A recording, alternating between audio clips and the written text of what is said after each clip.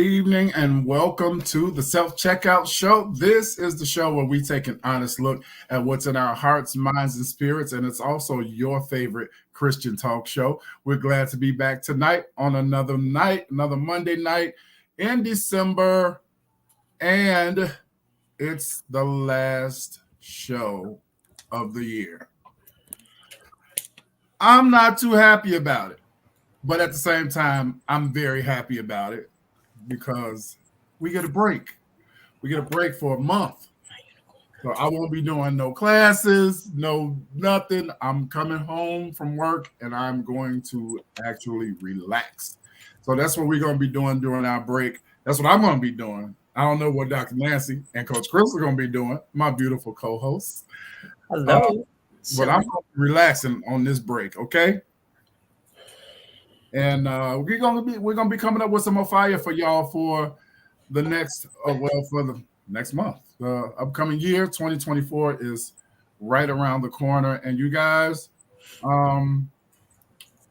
looking back over the year, we've all had some challenges, but overall, it's been a pretty okay year for me. Yeah. It's nothing has happened that I'm not used to happening. The devil is the devil, and he do what he do. Yeah. But we're still here. Mm-hmm. And after making it through a global pandemic, I ain't got nothing to complain about. Nothing. I ain't got nothing to complain about. So I'm really glad that you guys are here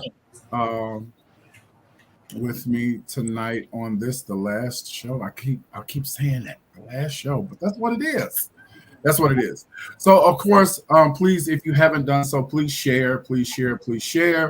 Oh my goodness, we've been in a series on forgiveness. This is the third and final week of that series, and we're going to be talking about restoration tonight. Good evening, Evangelist Tasha. We're going to talk about that. And just to recap a little bit of what we've been talking about, we'll do that shortly. But I want to remind you guys of what happened last week with this old Dear Dr. Nancy. Let me bring it back to you real quick, because I got something else to share with you. Here we go. Same couple. Real quick, a young man says, Dear Dr. Nancy, I dated this young lady for 3 years. Things seem to be going pretty well. We've taken trips together and everything. Recently, I discovered some inappropriate messages between her and another guy. I was upset when I confronted her about the messages. She said that she felt I was trying to change her into something that she's not. This couldn't be further from the truth, he says. I asked if we could try and talk to work things out, but she wasn't willing. She said she needed space. Okay. Share this, y'all. This would be a good time for y'all to share, because I heard back from him, so you need to share this because we all will go into this together. Good evening, Nita from Texas. Nita left us, y'all. I'll talk about that in a minute. What do you mean left us? She moved? Their family relocated to Texas yesterday. No. At SDMI. We'll talk about it in a minute. Hey, mama. He goes on to say, I got my stuff from her house and proceeded to go on with my life. Then yesterday, she texted me asking if we could move forward. I asked her if she was sure. She replied, that's okay. I don't want to go back and forth. He says, why do I feel like I'm the one that done something wrong? Am I being gaslit? Should I kind of try to continue and reconcile? At this point, I don't know what to do. Little did we know, Dr. Nancy, Coach Crystal, while we were discussing this, he was watching the show. Oh. And he said, they give some good advice. Hey, Coach Crystal, I said they all right. Is that what you did? I'm actually going to give me a second, guys, because I need to find this. Yeah, he was watching the show and said that you all gave some great advice. And I said, well, because obviously, you guys, I know the young man. Hey, Lady A Flat, good to see you. Glad you joined. Hey, hey. So he was watching, said you guys gave some great advice, but he said, well, what are they talking about? What do they want to know more of? I said, as you heard, I said to him, I said, they feel like there's something missing from the story, right? And you mentioned inappropriate messages. We want to know what these inappropriate messages were, the PG version. Okay. All right.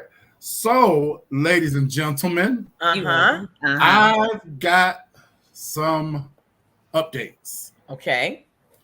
All right. So he says, in the midst of all of that from last week, he says that she claims that she felt like a burden to me sometimes. She feels like I tried to control her a little by telling her what not to wear such promiscuous clothing with the cheeks hanging out.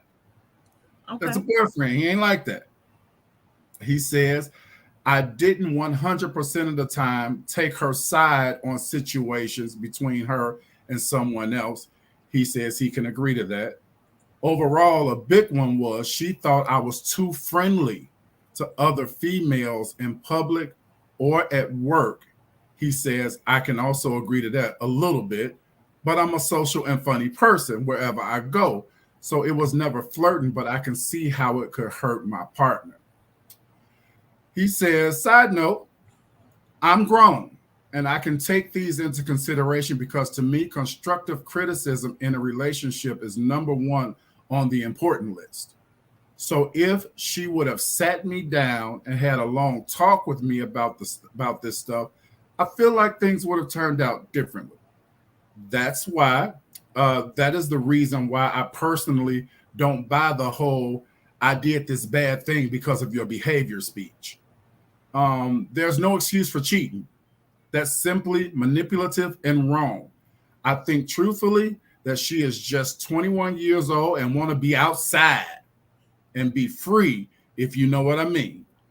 I understand I'm basically her first everything. So there are still things for her to experience, but I just wish things could have been different. If any more questions you have, just let me know. And the inappropriate messages were like her letting him call her baby and sending each other's photos of themselves and flirting. There you have it. Well, again, I think that, if we're at this point now, I think that it still kind of goes back to a lot of the stuff that we said last week, just a matter of the fact that they are dating and there were no rules to their dating or no understanding as to each other's expectations, likes and or dislikes. We often tell married couples, you have to decide if you all are calling each other out of your name, are you okay with that or not? We can't tell you yay or nay, but you may like it. We don't like it. It's not going down here. And so I'm only saying that as it relates to him talking about her clothing, what she's wearing. When he met her, she was wearing that. She had already been wearing that when he met her. She hadn't just started wearing those clothes. And so that definitely should have been a conversation like, hey, this kind of bothers me or that kind of bothers me. And so, I still stand to what we said last week. They needed to have a conversation. They need to talk about it. And if they cannot meet each other's expectations, then both of them need to move on. No, I don't think that all this bouncing back and forth should be happening. I want to be with you and then never mind, forget it. On second thought, I don't want to be with you anymore. Well, I think, hey, sister, happy birthday again. Sending photos is beyond flirting.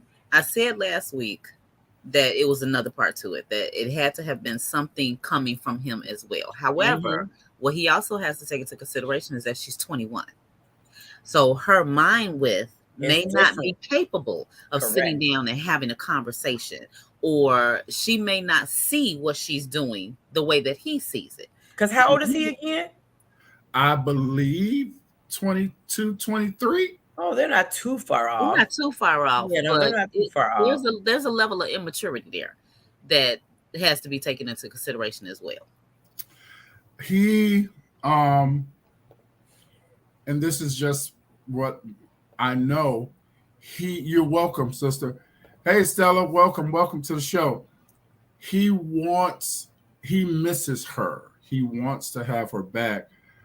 But I don't know if I don't think we talked about this last week. This it's messy because I don't know how, but he and the other guy, Mm-hmm. the other guy has a girlfriend. Okay. And somehow he ended up talking to the girlfriend, like, do you know what your guy's doing? And they apparently have talked and worked things out. And he is or has left the young lady that we're talking about. And now that the play toy is gone, she's coming back to this guy saying, hey, sorry. Because her interests weren't there in the beginning. Her interests weren't there in the beginning. So that should be a red flag for him as well. If all of that has occurred and now she's bouncing back to him, now that this opportunity is no longer available, her interest was never really here in the first place. So again, if you're watching again today, I say count your losses, learn the lessons, and move forward. I told him pretty much the same thing. I said, there is no way most sane individuals, in my opinion, would say, yeah, I'm tired of you. I'm going over here.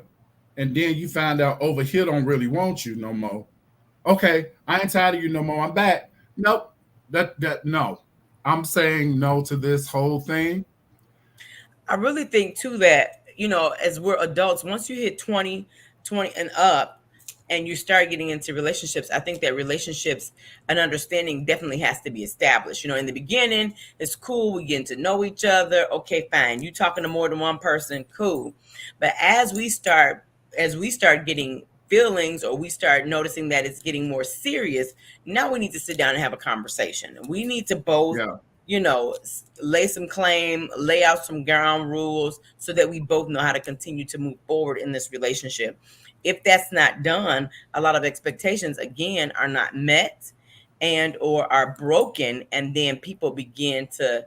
So again, that's why I even asked how long had they been dating last week, and you all said 3 years. Well, they should have said long before 3 years. Okay, I don't like what you're wearing, because in that 3 years time, she was wearing them Daisy Dukes. Mm-hmm. Yeah, I don't know. And then that would give her the opportunity to say, well, you know what? I like my outfits. I like my clothes. I don't want you to dictate to me what I can and cannot wear. And it gives her the right to say, I want to stay in a relationship, or I don't want to stay in a relationship, and the whole outside of it all, I just feel like all that bouncing back and forth. And again, if she wants, after this is now gone, it's no longer an option for you or for her, and not by any of her own choice either. The other made that choice. So right there for me again is, you know what? I'm going to keep on going because you'd much rather be there than here. I think that we're speaking from a place of our maturity. Okay. This is what we believe right now, right? Because when I was 20 or 18, 17, because 18, 19, 20, that's when they began dating. That's the window. Yeah. We didn't have this level of maturity that we have now today. And what I also think is that dating and getting into relationships has become so laxed that the boundaries and the standards are no longer there. True. So a lot of women and a lot of men, I'm not going to separate the two, may feel like if they start making all these demands, then they're going to lose out on what they see as the prize. When in all actuality, your prize could be years down the road. You could just be practicing now and learning is what you should be doing. But I mean, he should definitely move on because it's a learning experience. I agree with that. Good evening, Beverly. Good evening, Ken. Everybody, good evening to all of you guys. If I haven't spoken to you, please share this on whatever platform you're watching. Thank you to Facebook, to YouTubers, and to my new LinkedIn family. Thank you for watching. So I'm in agreement with what you guys have said. I'm in agreement with what our viewers are saying. Lady Britt said a 21-year-old is not always thinking in a mature way, so you deal with the immature mindset. The important is who's showing them the attention. And I think that's what happened right there. In this case, she started getting some attention from another person, and it was exposed. Okay. Beverly says, when you're in your 20s, you don't know better. In your 30s and 40s, you know a little better. Your 50s and 60s, you don't got to put up with it. Amen. Amen. Amen. Yes, indeed. Hey, we're doing a Dear Dr. Nancy right now on a young man who wrote into the show about his relationship issue. And we are sorting that out for him. And I am certain that he is watching right now. So and you guys are speaking as women, as doctors, as relationship experts, as life coaches. I'm speaking just as a man to another young man who is old enough to be my son. So take this fatherly wisdom, son. Yeah, and that's important too. I think that we need to even mention that as well. Yeah. And as much as we're saying you don't know better and it's immature, I think it's important too that you keep the lines of communication open. And I even salute him and applaud him for even saying, "Hey," so for him bringing it to you, Willie, so that it could be discussed or so that he could glean from it. So I think that that's big. You know, I pride myself on having my relationship with not only my biological children, but my godchildren as well. So it's important that they know that they have someone that they can talk to, that they can get sound, for sure, advice from. I love the fact that my coworkers, some of them are my own team. I really love the fact that they respect me enough to say, "Hey, can we chat for a minute?" And I'm always available. Always, I'm available to talk to them because you never know where somebody is in their life. And this particular case, I said, "Oh, this is a Dr. Nancy issue," and I got his permission to say, "Hey, would you mind if I presented this on the show to because I told him who you guys were and everything." He was like, "Yeah, because I need all the help I can get." So I'm saying that I don't think it's a good idea to jump back into that relationship. I agree. Right. I do not. After 3 years, of course, you develop feelings. You deeply care for this person. One may even say love. Yeah. That's not out of the realm of possibility on both sides. Correct. But considering the circumstances and everything that surrounds it, I would say take some time and be single. Absolutely. Take some time for you, young man. Yeah. Because please, if you're watching this or going to watch this, don't take this in the wrong way. You still, at your age, have some growing and learning to do. A lot. And we should never, ever want to stop learning, no matter how old you get. But I believe that 21, 22, 23 can still be considered kind of an impressionable age. Absolutely. We typically say that about teenagers, but them early 20s, you know, I'm with Beverly. You don't know it all when you right up around and through there. So I would say take some time to really get to know yourself better. Yeah. And if it's meant to be, it'll be. Yeah. I agree. Don't force it. Don't force your way into it. Let it happen organically if it's going to happen. If not, move on with your life. I agree. Yeah. That's my advice. This is why this is your favorite Christian talk show. We are. I just deemed that tonight. That's going on the next flyer. Yes. Oh, he's stuck. Is he frozen? He's frozen a little bit. Oh no.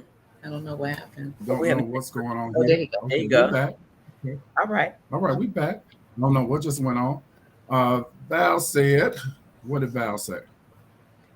Let me put it back up here. She said, it's like 20 women to one man. It's brutal out there. Mm-hmm. Going back is a safe zone because she knows him. And I think that we have a tendency to do that. We go to what we know. Mm-hmm. We go to what we know because, like she said, it feels safe. It's safe. Yeah. It feels safe. But you have to. I think that you should, like, really. Crystal said the boundaries word. Yeah. We've got to set them and make sure that people respect them boundaries that you set. Definitely. That's up to you, though. Refuse to respect your boundaries. That's right. That's right. No. Yeah. That's right. Lady Britt says, I hope that he'll stay single and heal. You know, it's important that you said that because talking to him, I talked to him face to face. You can kind of sense hurt, you know, and we gonna my brothers. We gonna talk about that in a couple of months. We got something coming up for y'all because you women do everything. We gonna do. But anyway, you notice how you threw it in there real quick, Crystal? Just real quick. Crossed it in there. Slick. He was in a lean position. I was stuck. I was. My brother's on, Pastor Martise. So that's where we are. And again, another segue into what we are here to talk about tonight. You guys know that we've been in a 3-part series. This is the third and final part before we take our early winter break. We can call it that. So this 3-part series, we've been talking about forgiveness. The first part, we talked about the act of forgiving and all that entails, the benefits of forgiveness and the negative benefits of unforgiveness. And then last week, we talked about reconciliation. And let me just put this back up to lead you into what we're talking about tonight. Nope, the wrong one. Well, that should be reconciliation. I put the wrong word there. But it's the act of coming to understanding and putting an end to hostility as when former enemies agree to an amicable truce. That's reconciliation, not restoration. Reconciliation says, I forgive you and I don't want no issues with you. I don't want us to have issues. We can be cordial. Okay. And we did a lot of talking about whether or not forgiveness means reconnecting. And we got people on both sides of that. Majority of the people say absolutely not. It does not mean that if I forgive you, I have to reconnect with you. And we talked a lot about what kind of offense it may have been that led you to say, you know what, I love you, I forgive you, but I don't want to fool with you like that no more. Okay. We got people on both sides saying, no, you need to reconcile because that's the right thing to do. That's the Christian way. That's what Jesus would have done. And we did all of that. And the truth of the matter is everybody, and I'm going to say it like I feel it, everybody does not exemplify that kind of Christ love. True. And one main reason for that is because we are not him. We are striving, should be, to be more and more like him. And in that striving, Coach Crystal, I am learning some things about myself. Yeah. This series has taught me some things about me. Mm-hmm. Mm-hmm. All right, because I'm on the side of the folks that say, I forgive you, I love you, but I probably won't reconnect with you. I'm on that team. Okay, Okay. depending on the severity of the offense. And tonight, I want to get into restoration. It's deeper than reconciliation, way deeper. Um, okay, Beverly says, what if Jesus had felt that way on the cross?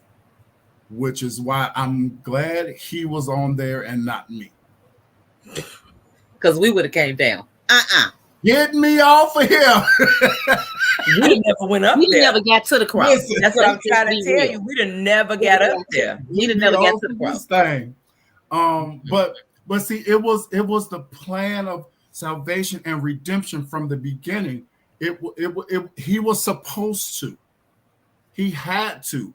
Oh, come on. He could have come down, He could have. But he didn't. but he decided, He decided to die right? on the So- cross just to save me. Hey, And that's why I'm glad he did it. Because if y'all had to depend on me, You wouldn't have we been all nothing. would be hellbound. wait a minute. Get these nails out of my hands. Get me off of here. They'd have never went in mine. I would have never come through the city. Do you hear Listen. me? Never. Get me an Uber out of here. You gonna hold your own cross, because Y'all on your Yes, own. but yeah. you know what? Just thinking about it, it really, really makes you thank God for His Son's sacrifice. Yeah. Because had it not been for Him, because He didn't, Beverly, because He didn't feel that way. The blood that was shed saved us all, redeemed us all, right? And because of that, we have what we call, what we're talking about tonight, restoration. Restoration. What is restoration? It is to bring back or to put back into a former or original state. Mm-hmm. So again, the difference between last week and this week is, last week we said, I love you, I forgive you, I may or may not fool with you after that. That's reconciliation. But restoration says, no matter what you've done, I want you back in the place that you were before the offense happened. Yeah. All right. So, well, go on and run then. Go on and run. Good evening, Denise Dunn. Good evening. Good evening. So restoration, to be brought back to the original state.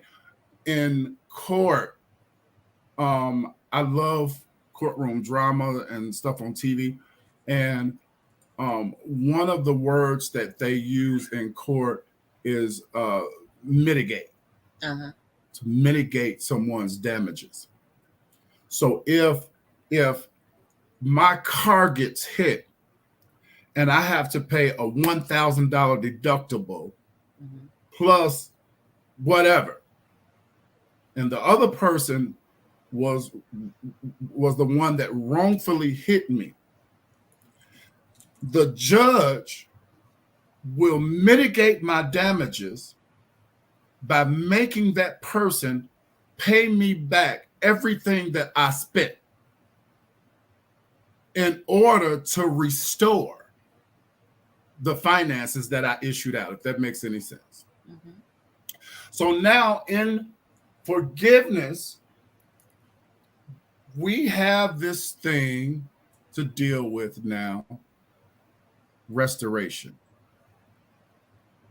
It's different. It's deeper. And I have been one that has had to restore someone to their place in my life. And I will tell you that it did feel good.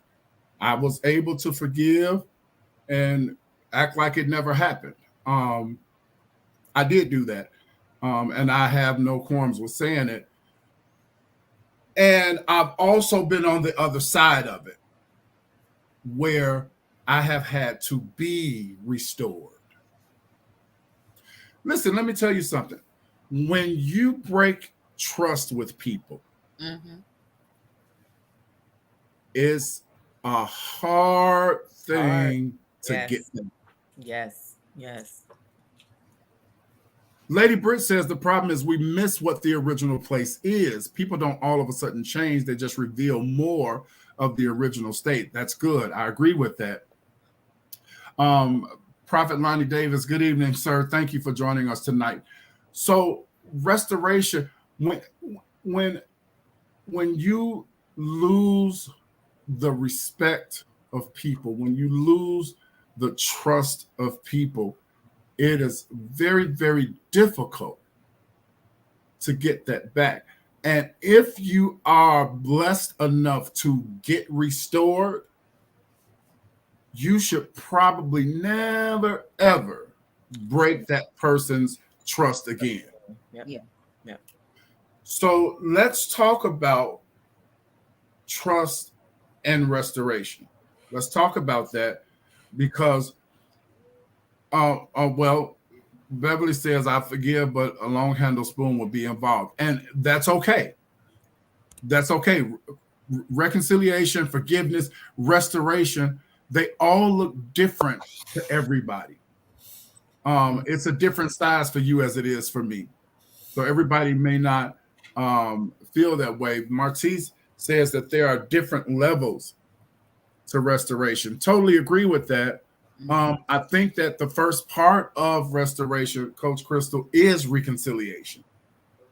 Definitely. I think that's the first part of it. Yeah, get there without it.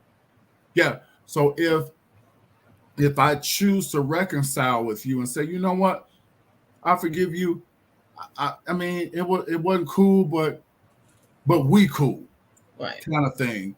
You know, I don't think you damaged me enough for me to just throw you away. I think we can work this out. That, for me, is reconciliation. And we'll take baby steps to see if we can get back to the original state. Right. And that is restoration. So go ahead. I've been talking too much. Come on, talk to me, yo. I agree with both Lady Britt and Pastor Martise. I think that there are levels to it. And I think that a lot of times we see more of a person when things like this happen. You know, even while you were speaking, I thought about when we receive a package, let's say it's glass, on the outside of the box, it says, beware, handle with care. And I think that oftentimes we don't handle each other with care, because if I drop that glass, it's shattered into pieces and I cannot bring that glass back to its original state. No matter how sorry I am, no matter how bad I want it, I can't bring that glass back. I have to sweep it up and throw it in the garbage and move on. And so I think that sometimes if we handle some of our most intimate relationships, and I'm not talking, when I say intimate relationships, I'm not talking husband and wife, boyfriend and girlfriend. I'm talking about, like, for sake of this conversation, like me and Crystal, for me, that's an intimate relationship. She's my best friend. And so our relationship, I should deem it as such. I should handle it with care because it's fragile.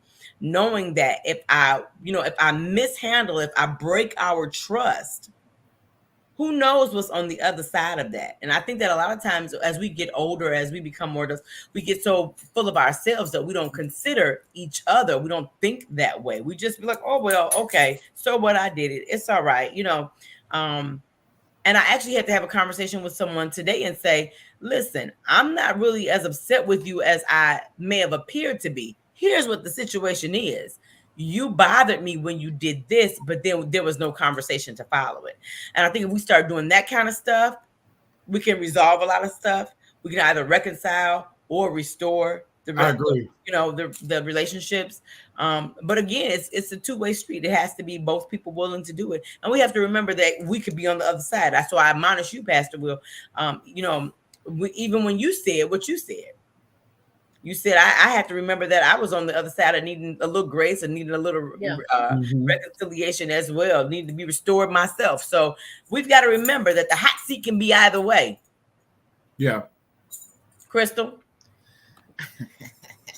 I think I can't stand for me, I think that like you said, the level of friendship or relationship determines what level of restoration we go to. I think that, like, for, again, lack of examples, when it came to me and you, it was too many people involved for us to just say, yeah, we done. It's too many. We've pulled in too many people. Yeah. And I think that those type of relationships you have to take consideration for those. I don't care what the level of offense was. There are things that you have to take into consideration to say, you know what? We just gonna sit down, we're gonna talk about it, and we're gonna move forward. Because in all honesty, the relationship doesn't really require a restoration. It has not moved from its original place. There were just some things done that you didn't agree with. So now you guys got to come together.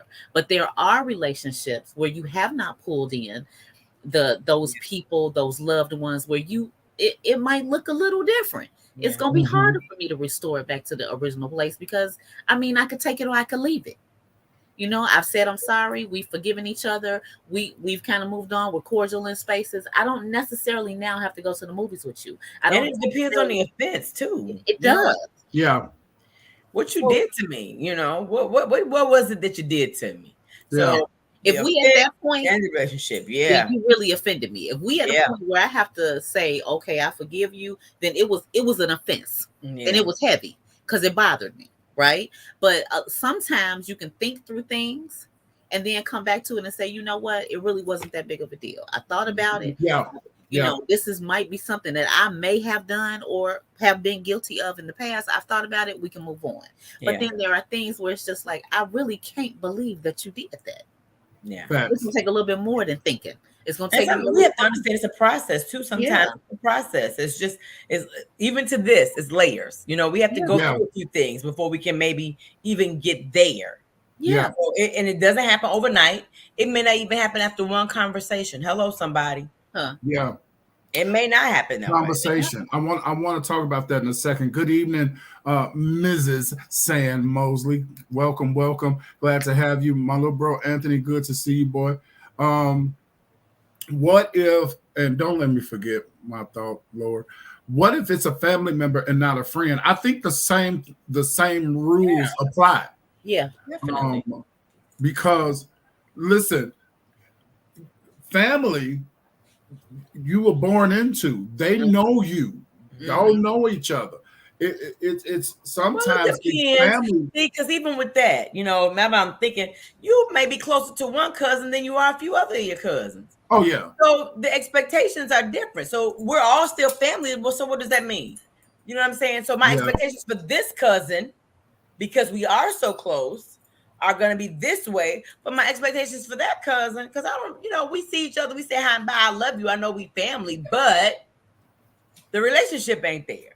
You know what I'm saying? So I think it has to be the same way around the board. Yeah, same rules apply. But I think one of the main issues that we have in this whole process of forgiving and reconciling and restoring is the fact that one or both of the parties do not want to have that hard conversation because it's hard. Yep, it's true. So do you have any tips, any advice on how to approach having that conversation if somebody's watching tonight, they're in a particular situation that they love the person, trust maybe was broken or whatever happened. They were offended by somebody deeply, but they don't want to lose the relationship. How would you approach having that conversation? Bake a humble pie.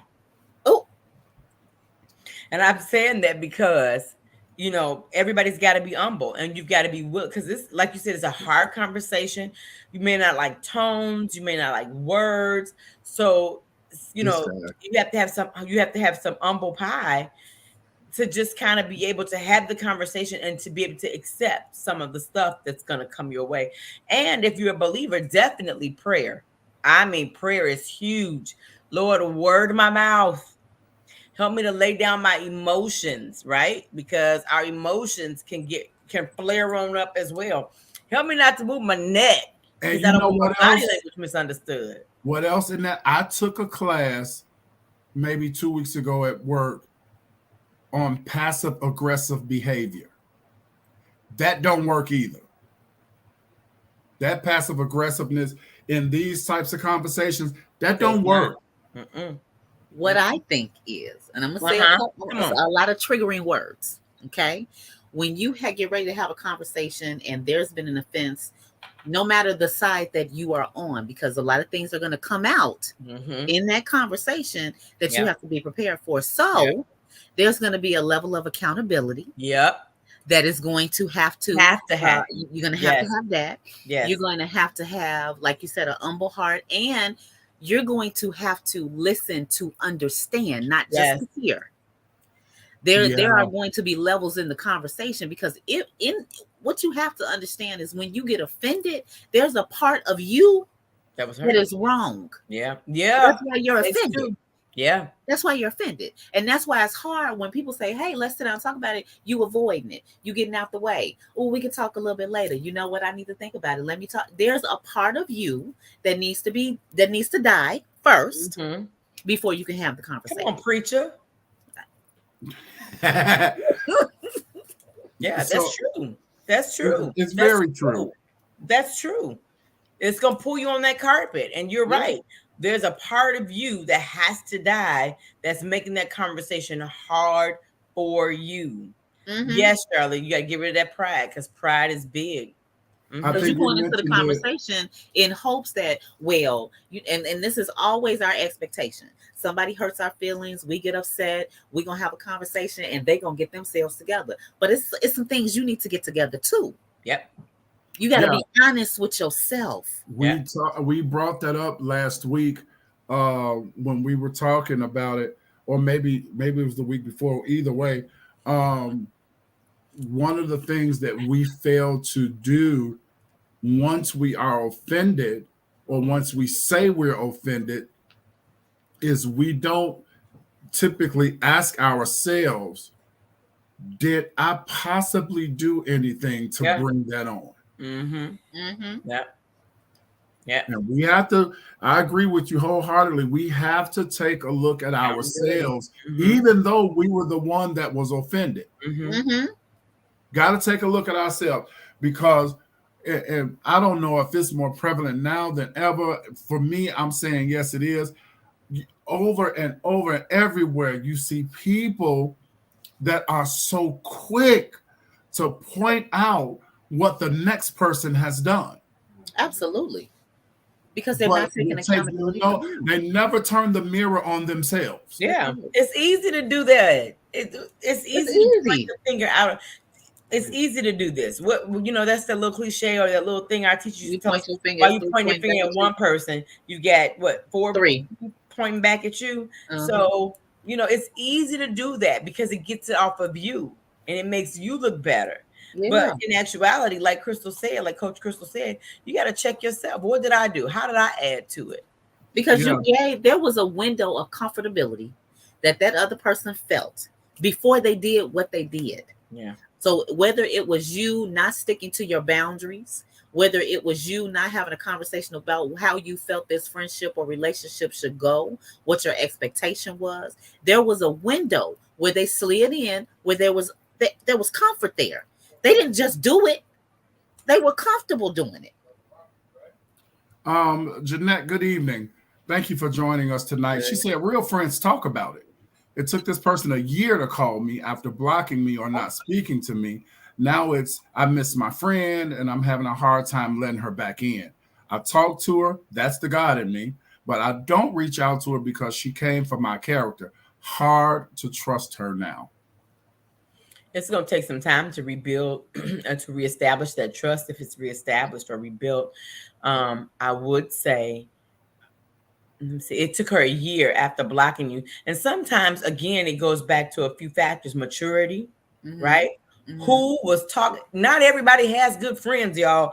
Every friend has a friend. Y'all know that, right? Every friend has a friend. And when something happens, if you don't have a good circle of friends to tell you the truth, I said tell you the truth, not just say, girl, you was right. No, tell me the truth. Right. Then it may take you that long to realize or to come to yourself and say, I was wrong. Or she was a real friend and y'all been phony all this time. I miss my real friend. So Janet, Jeanette, I'm sorry, that may be another way to think about it.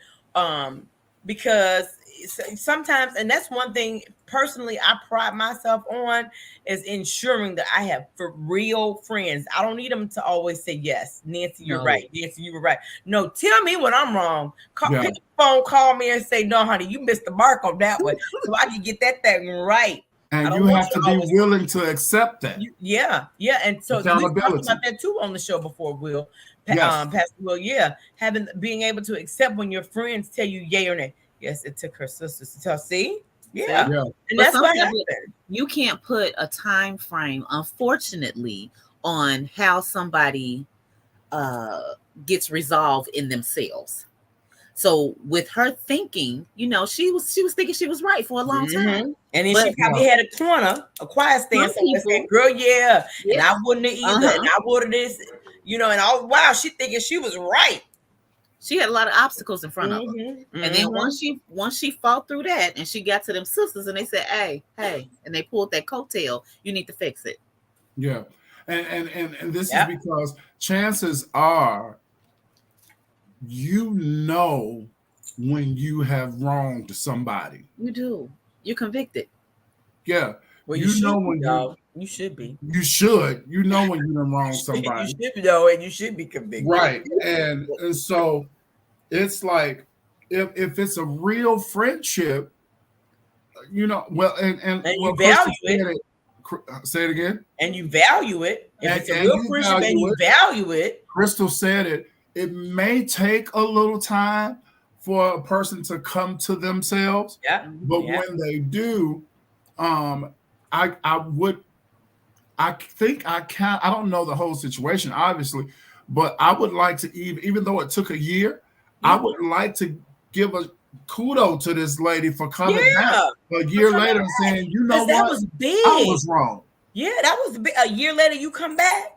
That's huge. And you know what that means? Right away, I am saying baby steps. Build that. You know what that means, though? That means that her friend was on her mind and in her heart. Yeah.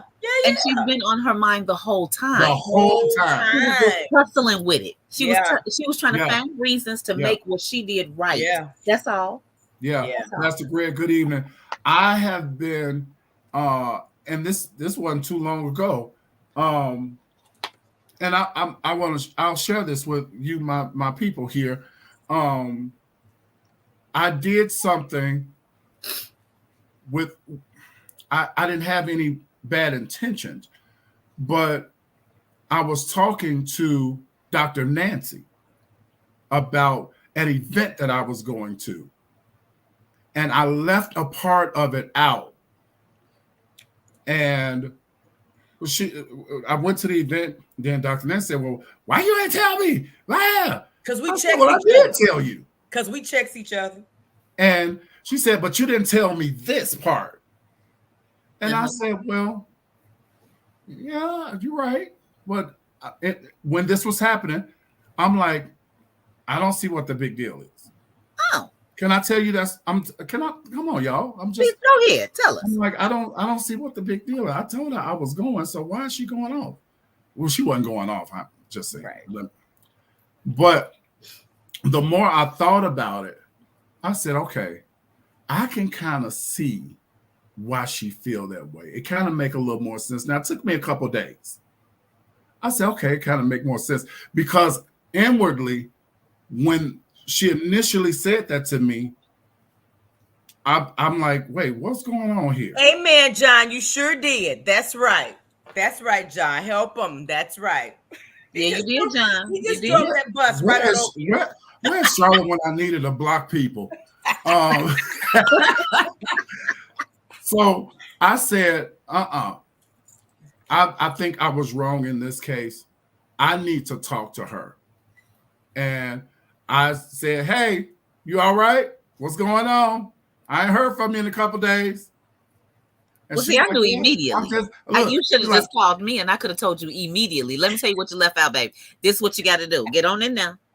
She said, oh, yeah, I'm just busy. I'm working all this. And I was like, nope, that ain't it.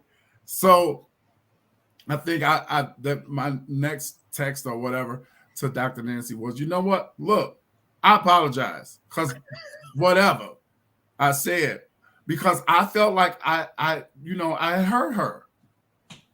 And I don't like to hurt my people. I don't like to hurt nobody. Right. But especially the people that I'm in relationship with, my family, my friends, my friends are my family now.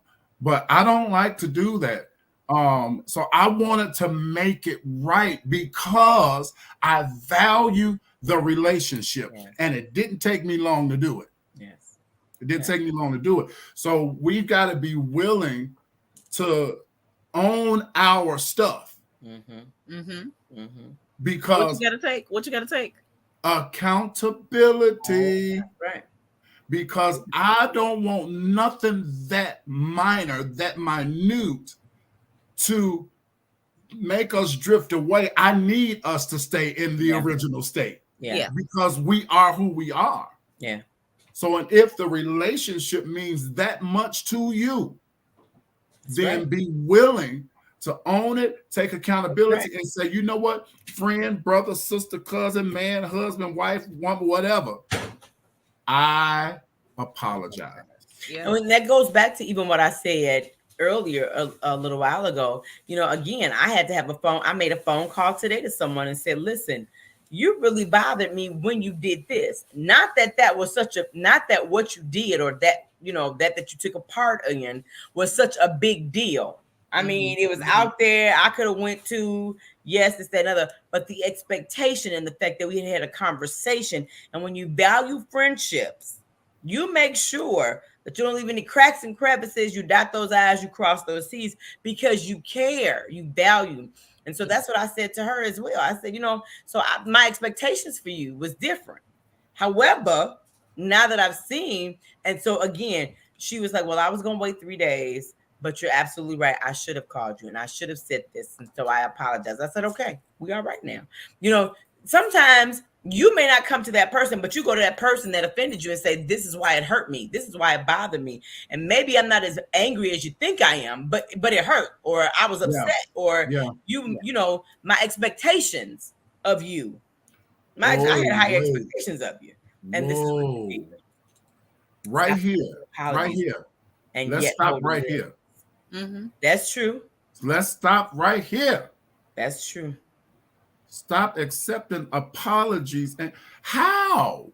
Yeah, you can't. You can.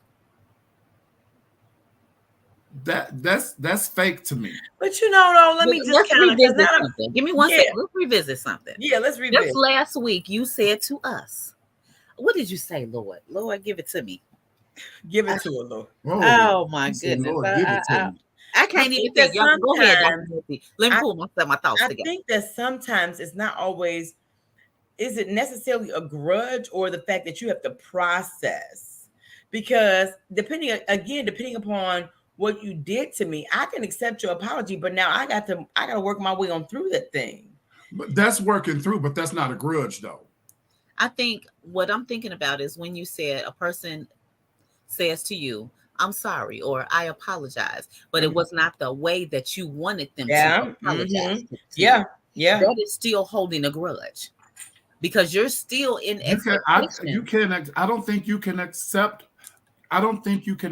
an apology, but still have a grudge against somebody for the same thing you accepted the apology for.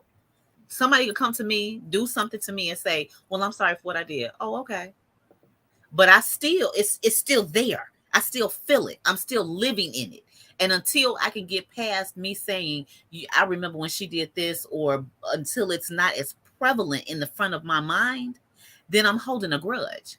And it's such a small thing that you can do to hold a grudge, even after somebody says, I apologize. If they say, I apologize, you forgive them and you're moving on, then it's never brought up again.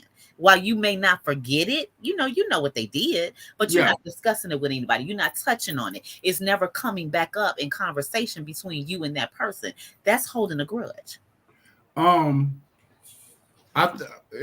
This is in accordance to what you're saying. Charlotte says you have to keep forgiving. Yeah. When you feel that thing coming up, you may get mad. That on Facebook or Instagram. I like that. A reel from somebody, I can't remember who it was. Yeah. But somebody said that when this very thing, if you forgive it, when you see them again and it hits you, forgive again. Forgive them again. Yeah. Forgive again, because sometimes it'll make you mad. It'll make you re-mad. All over again. Re-mad. Can I get re-mad? I want to be re-mad. Re-mad. No. So you gotta forgive again. Because if you don't, so it may take you back to the moment it happened, and you feel the same anger that you felt the moment it happened. Yeah, absolutely. But you got to remind yourself, I forgave them. Yes. And when you feel that, right, I forgave them. I forgive them again. Kill it. That's right. Yeah, and that's the Christian way. That's the Christian way. That's the Christian way. Yes. Yeah. Messy people will hold on to foolishness. Well, yeah, foolishness, yes. But I think that sometimes we can hold on to hurt depending on who the person was that hurt us. I think that matters because and I have to use that scripture again, Psalm 55. If it was my enemy, okay, I expect you to do something like that. Right. You can go on about your way. But my friend did this to me, and it hurts deeper. So we may hold on to that hurt a little bit longer than we would if it was just anybody else. Kamisha said a person can't apologize and not change their behavior. Don't just apologize to me with no remorse. Well, they say change behavior is the best apology. That's what they say. If you apologize, show me that you're sorry by not doing that thing to me again. Right? Yeah. All right. She goes on to say, I also want to know that you understand why you're apologizing.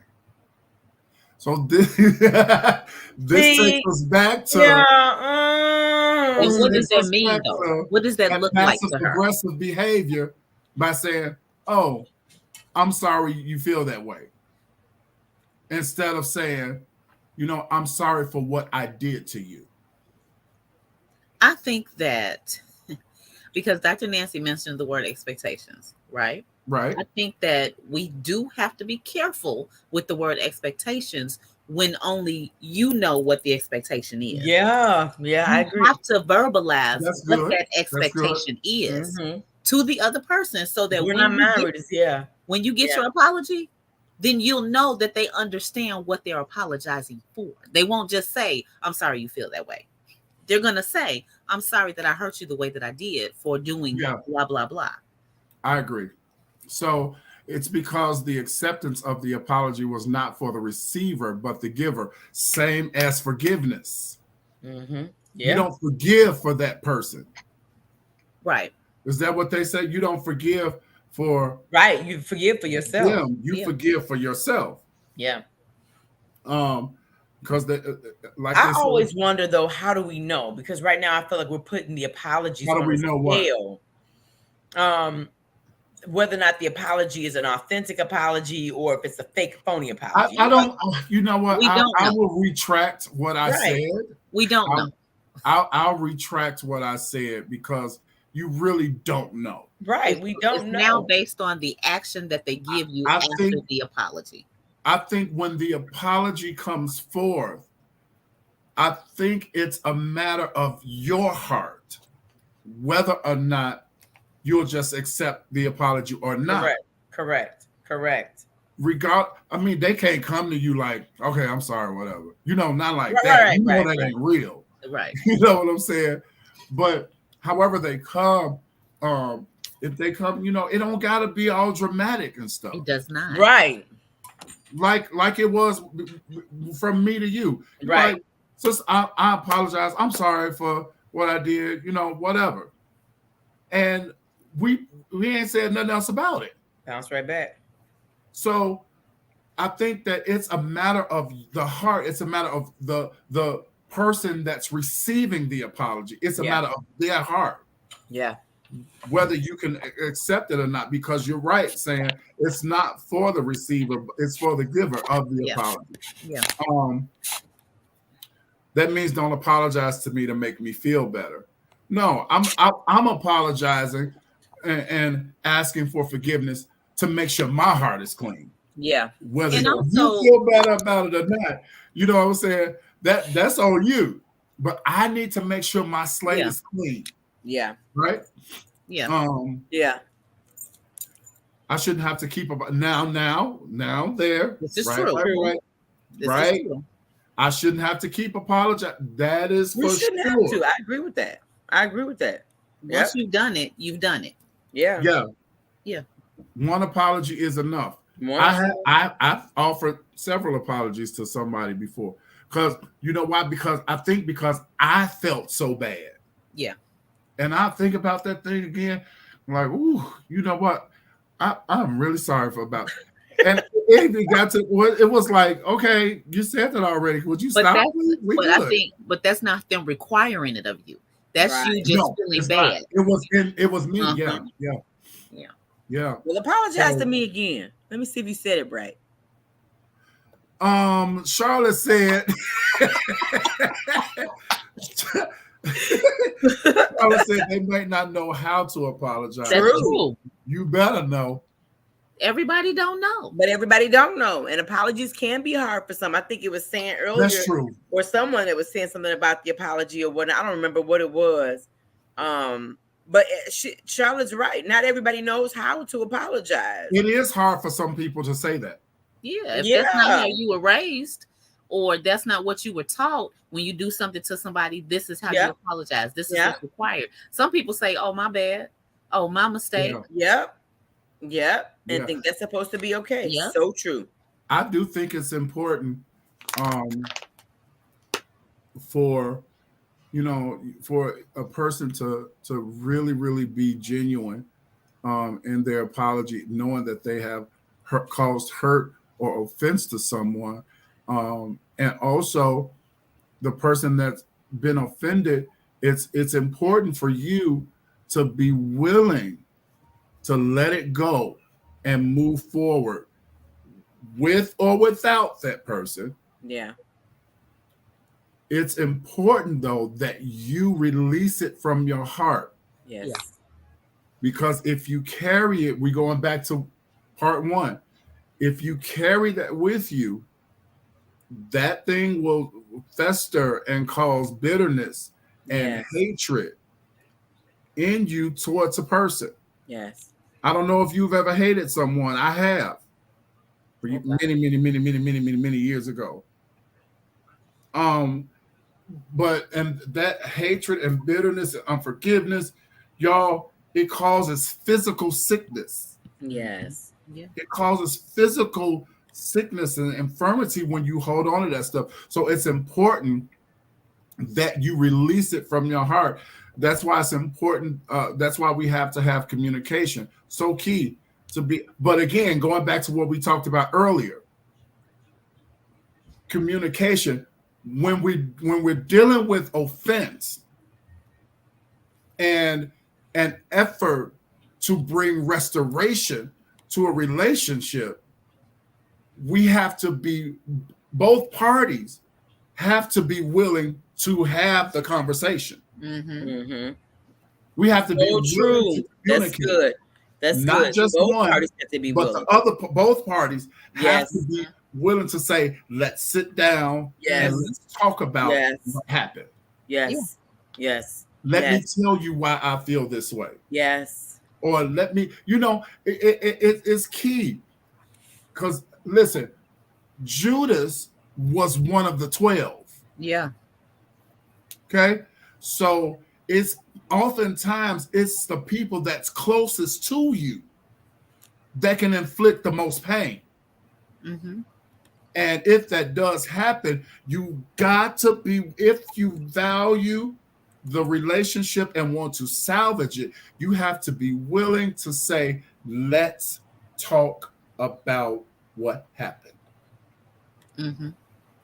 And not get all mad and combative and stuff. We got to talk about it, because without it, there can be no restoration. Yeah. Yeah.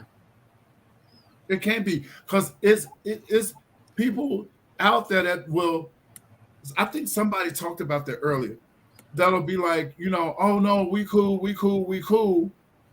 But then you still low-key hate the person. Yeah. Well, not hate, but Yeah. no, y'all ain't talked it out.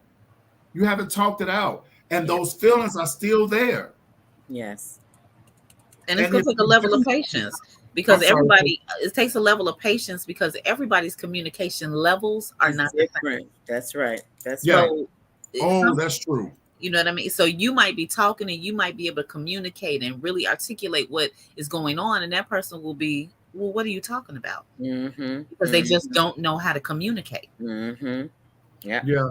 Some, especially if they don't know what they're apologizing for. Some people really don't know how they've hurt you. Mm-hmm. They just know you're dealing with them differently. Then the same rule applies here. In my opinion, if the relationship is one that you value, then why not go and say, hey, friend, yeah, you kind of hurt my feelings when you said this, or I was offended when you did this. Yeah. Because you're right. They may not know. So let me bring it to their attention. Mm-hmm. Because that is a possibility that they don't know they hurt you. Yeah. So don't be mad, like big mad, knowing this. They might not even know. So let me bring it to their attention. True. I agree. Communication is the key. Yes. And this is something I'm still working on, y'all. Patience. Because I don't have much. You got to stretch yourself. You got to stretch yourself. As long as my hair. Oh, Lord. And we see that there's none. None. So, I believe in restoration. And I believe in it because I have lived it. I am totally speaking from experience. And when you are the person to be restored, it brings a sense of relief. It brings a sense of joy. Mm-hmm. It gives you that feeling like, phew, it's finally over type thing, Mm-hmm. So, and I just in these whole 3 weeks we've been talking, it's for everybody definitely to really take a look at yourselves. Yes. Really take a look at yourselves, because, and I was being honest, y'all. I joke, I laugh and all that, but I was being for real. These 3 weeks have helped me. Talking about forgiveness and reconciliation and now this has helped me. And one of the things that has helped me to see is that we got more work to do. Still a work in progress. Mm-hmm. Yeah. Yep. We got more work to do. Yep. We do. I do. I have more work to do. And it gives me another prayer target. Yes. That's so good. Because I see, so just talking with you guys, talking with you, our viewers, I saw some stuff in me. I was like, yeah, that ain't cool. You know what I'm saying? And I'm listening. I'm listening to Dr. Nancy, I'm listening to Coach Crystal. I'm listening to you, our view. Ooh. Did he freeze it? See, Read. this gonna be another prayer target right here because I'm gonna block him. Y'all, I'm telling you, it just really it made me take an honest look at what's in my heart, my mind, and my spirit, and I know that I got some work to do. I do. So that's one of the things we all do, though. You're not by yourself. You know, if we're all honest with ourselves, and that's the purpose of the show, to take an honest look at ourselves. We all have some work to do, especially in that area of forgiveness. Especially ongoing work in that area. Well, mine is not so much forgiveness. Mine is the second and third part. It's all the whole thing. You just trying to pick it. It's the whole umbrella, sir. It's the whole umbrella. Yeah. I swear, because I mean, I can act like you never existed. I can. And just go on with my life. I think the average person can. It's that acting as if you did exist and having the conversation and being accountable. Now here he come. Here he come. Look at this. Again, see?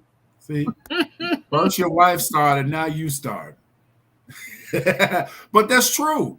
We talked about we were talking about that a few minutes ago before you came on. We have to be willing to take accountability and own the stuff that we possibly did or said that would have caused the offense to happen in the first place. Yeah. We do. And y'all know I always got to throw some Bible in there. In Psalms 51, David, when he was praying his prayer of repentance, he didn't say, create in them, the person that offended me. That's right. That's right. No, he said me. In me. It's me. Creating me. That's what he said. Yeah. Right? Good. David also, we're talking about restoration. Psalm 23, David said, God restores my soul. He brings me back. He brought my soul back to its original state with him. Yeah. Offense, when it comes from us, can also cause a separation, not just between you and the person that's offended, but you and your relationship to God. Yes. If you, in fact, know that you've offended somebody, and know that you've wronged somebody, are not willing. That's right. That's right. It's the honest truth. It's the hard truth. It's a fact. It's the word. Yes. Yeah. So, I mean, it's too many to name. The Bible really, really talks a lot about what restoration is, what it looks like. Remember what happened with Job? He lost everything. Yes. Until chapter 42. Yes. That's my favorite person. Huh? That's my favorite person. Yes. Job. Hell. He got everything back. Everything was restored to him. Because he had patience. That I don't have. And he had it. Teach me, Job. But it's true. You know, the Bible really, really speaks of restoration. And to those of you who may be watching tonight, who are in a situation where a relationship has been severed, or your relationship with your church has been severed for whatever reason. Whatever the relationship is, I'm telling you that restoration is available. But first things first, be willing to take accountability for what you have done. Be willing to be accountable for what your part in the severance was. So true. The hard conversations, I think, Coach Crystal, will go a lot smoother if we go in with that mentality. Absolutely. You know what? I did X, Y, and Z, and I shouldn't have done that. I was wrong. Yep. And I truly apologize for what I did to you, Yeah. or what I said about you, or what I told somebody about you, because you didn't think it was gonna get back to them. Yeah. Anyway, Sam said, become as children, not childish. They play, fight, and repeat. Yep, we talked about that last week, I think it was. Kids do that. They're fighting 1 hour, and the next hour they going to get potato chips together. Yep. You know, become as children. So innocent. So I want you guys to, if you missed last week or a week before, missed parts 1 and 2, they are still available on our YouTube channel or on LinkedIn or right here on Facebook. You can go back and view those. The first one was forgiveness. The second one last week was restoration. Of course, the second was reconciliation.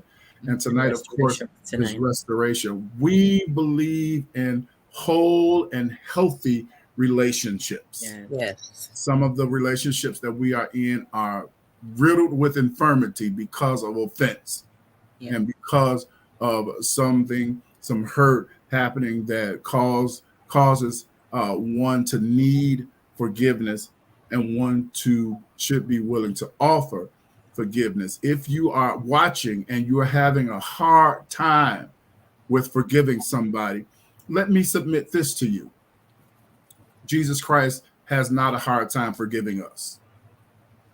When we ask him, he does it immediately. If we ask him out of a sincere heart, he does it immediately and never, ever remembers what it was. He doesn't remember it. He doesn't bring it back up again. And that's another thing too. If you forgive somebody and mean it, don't keep throwing it in their face. Yeah. Stop doing that. Because now you're going to make them not want to be around you. See how that works? So forgive, reconcile if it's worth it. Restore if you love it. That makes any sense, guys. All right, so we are going to get off of here. We will not, we will not be back on until Monday, January 8th. Monday, January 8th. We've got 1, 2, 3 weeks off. So I want you guys to have a very, very wonderful Merry Christmas. Happy New Year to all of our viewers. We love you. We appreciate you. Yes. Yes. Next year, Nita, we will not be back on until next year. We are taking a break. We have been collaborating already, coming up with some new stuff, some new things for you guys, because we appreciate you all sticking it out with us this year. Shucks, this is actually our 3rd year.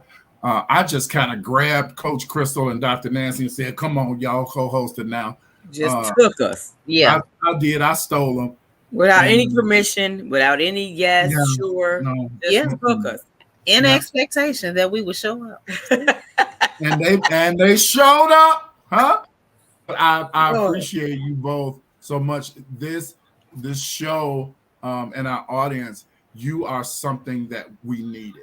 Yes. You are something, you add so much value to the self-checkout show. And I personally want to say thank you. I appreciate you. You're welcome. So guys, the self-checkout show, it is your favorite Christian talk show where we take an honest look at what's in our hearts, minds, and spirits. We are getting out of here and we'll be back Monday, January 8th at 7 p.m. Merry Christmas. Happy New Year. Happy New Year. I love you guys. Love you, love you, love you. We'll talk to you on Monday, January 8th. Good night, everybody. Doodles. See ya.